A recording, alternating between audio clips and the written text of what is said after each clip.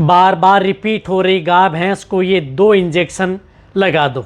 यानी बार बार रिपीट हो रही है गाय भैंस को ये 2 इंजेक्शन लगा दो, आपकी गाय भैंस गर्भ ठहर जाएगी। कौन से ऐसे इंजेक्शन हैं जो कि यदि आपकी जो गाय भैंस हैं बार बार रिपीट हो रही हैं, उसमें इन्फेक्शन था या किसी भी तरह की कोई दिक्कत थी जिसका आपने उसका समाधान भी करवा लिया, फिर भी यदि रिपीट हो रही हैं तो आपको क्या करना चाहिए, क्या देना चाहिए, आज की वीडियो के अंदर मैं आपको शॉर्ट में बताऊंगा।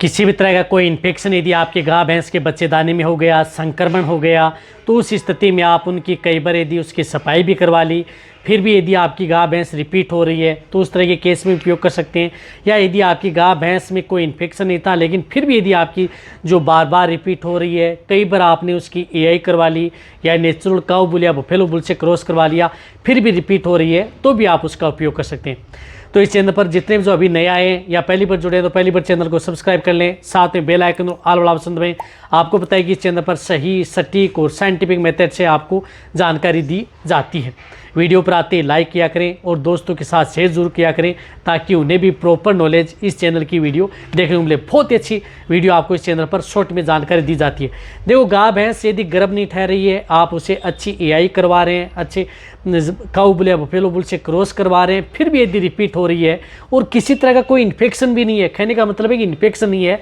और यदि रिपीट हो रही तो आपने उसकी बच्चेदानी की भी सफाई करवा ली। कई बार क्या है कि आपने बच्चेदानी में दवा छुड़वा लेते हैं, सफाई भी करवा लेते हैं, इन्फेक्शन के इंजेक्शन भी लगवा लेते हैं, फिर भी यदि पशु यदि आपका रिपीट होता है तो उस तरह के केस में आप उपयोग कर सकते हैं, क्योंकि ये इंजेक्शन तभी असर करेंगे जब यदि आपकी जो गाय भैंस में किसी भी तरह का कोई इन्फेक्शन नहीं है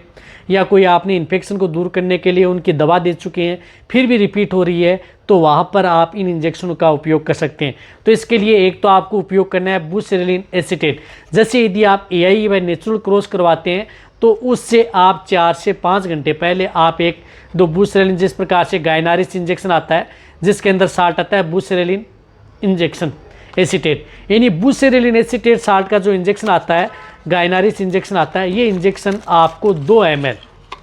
यानी 2.5 ml ये इंजेक्शन आपको क्या करना है कि उस समय आपको ये इंट्रामस्कुलर आप लगवा सकते हैं, क्योंकि ये इंजेक्शन इंट्रामस्कुलर भी लगता है और इंट्राविनस भी पशु में लगाया जाता है। तो आपका वेटेरिनरी डिसाइड करेगा कि कैसे आपको इंजेक्शन लगाना है। तो जब भी आप एआई व नेचुरल क्रॉस करवाते हैं तो उस समय आप 4 से 6 घंटे पहले आप ये एक इंजेक्शन लगवा लें और उसके बाद में 5 से 6 घंटे बाद में आप उनकी एआई करवाएं या चाहे काऊ बुल या बफेलो बुल से आप क्रॉस करवाएं। ये क्या करता है कि आपके पशु की कंसेप्शन रेट बढ़ाता है। यदि आपके पशु में जिस प्रकार से ओव्यूलेशन यदि देरी से होता है, कई बार क्या होता है कि ओव्यूलेशन देरी से होता है, आप जिसमें सीमन पहले लगवा लेते हैं या क्रॉस पहले करवा लेते हैं या बाद में कराते हैं, जिसकी वजह से उनका संपर्क नहीं हो पाता है,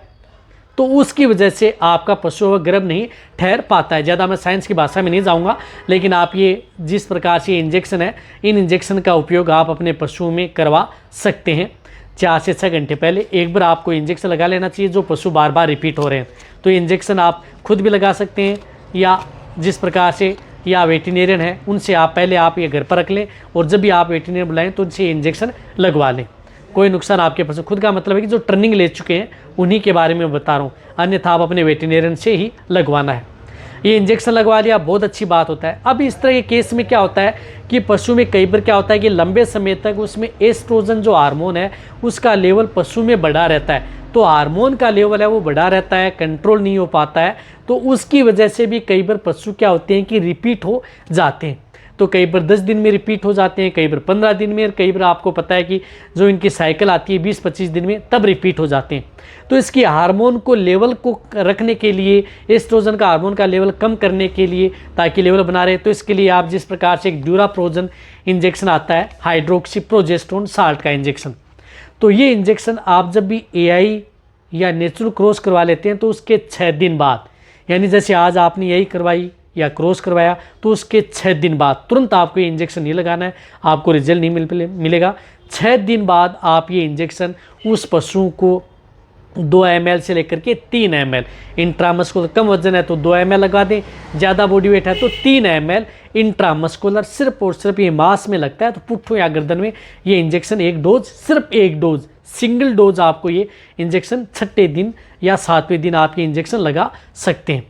तब क्या होगा कि आपका पशु गर्भ ठहर जाएगा, कोई नुकसान आपके पशु में नहीं होगा। ये कई बार क्या होते हैं कि आप सब कुछ कर लेते हैं लेकिन यदि फिर भी गर्भ नहीं ठहर पाता है तो ये 2 इंजेक्शन आप जो मैंने जिस तरीके से बताया उस तरीके से भी आप अपने पशु में लगवा लें। सबसे ज़्यादा आपके पशु में गर्भ ठहरने के चांस बने रहेंगे यदि आपका पशु गर्भ नहीं ठहर पा रहा है।